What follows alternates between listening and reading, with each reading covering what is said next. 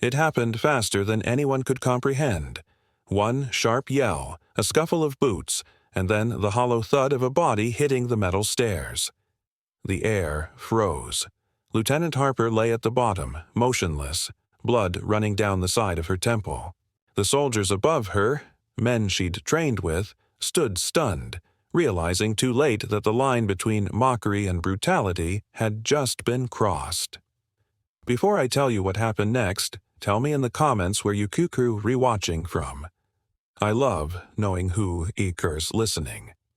The incident began long before that fall.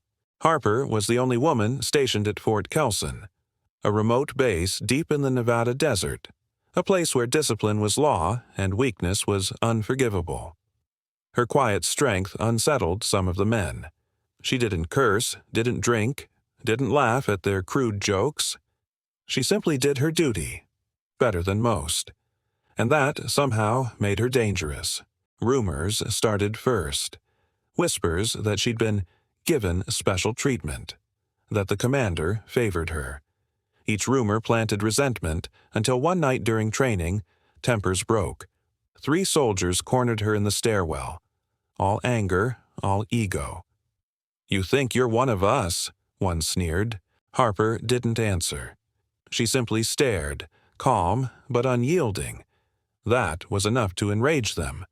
The shove came without warning. She stumbled backward. A cry escaped her lips. Then the sound of impact echoing down the stairwell like a gunshot. The silence afterward was suffocating. When Corporal Diaz, the base medic, found her minutes later, Harper was barely conscious. "Who did this?" he asked. But she only whispered, "Don't make it worse." Even then, her first instinct was to protect. But the damage couldn't be hidden. The blood on her uniform told its own story. The next morning, the incident was reported. Not by Harper, but by a private who had seen everything and couldn't stay quiet. That was when the wheels of justice began to turn. Within hours, the base received orders to suspend all training. 3 black SUVs rolled through the gate, and with them, 3 generals. Their arrival sent shockwaves across the compound. Soldiers straightened up. Whispers spread like wildfire. Something unprecedented was about to happen. General Mercer, known for his icy composure, led the inquiry. He stood in the mess hall facing every soldier at Fort Kelson. His voice was calm, measured, but his eyes burned. "An officer of this nation was assaulted under my command," he said. "We are not soldiers if we cannot protect our own." He turned to Harper, who stood quietly in her sling and bruised face. "Lieutenant, we owe you more than words." What followed was swift and merciless. The 3 men responsible were escorted out under armed guard, stripped of rank, badges torn from their uniforms. The entire base stood in stunned silence. And then, without warning, the generals shut down the facility for review.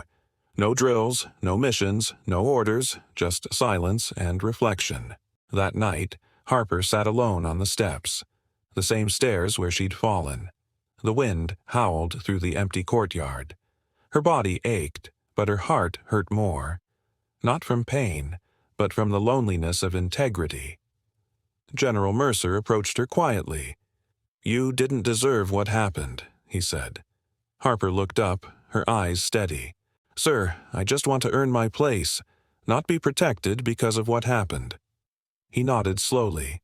"You've already earned it, but it's the system that has to prove itself now." The moonlight caught the silver of his insignia as he walked away. For the first time in weeks, Harper felt something shift. Not pity, but respect. The following morning, a message was pinned to the board for every soldier to read. "Fort Kelson will resume operations. Under new leadership. Let what happened here remind us. Strength is not found in cruelty, but in character." When Harper walked into the training yard, men who once mocked her stood at attention. No one spoke. Then, one by one, they saluted. It wasn't forced. It wasn't pity. It was acknowledgement. Months later, when the investigation ended, Harper received an unexpected letter, signed by all 3 generals. It wasn't formal, just one simple line. You restored what we forgot, that courage doesn't always shout. Sometimes it simply stands back up, because true strength isn't found in how hard we hit, but in how we rise after we fall. And sometimes it takes one act of cruelty to expose the true measure of courage in everyone watching, because justice, like truth, can be delayed, but never denied. If this story moved you, share it. Comment where you're watching from. I love knowing who's listening. And don't forget to subscribe to Whispered Words for more mission stories that remind us. Honor isn't given, it's earned.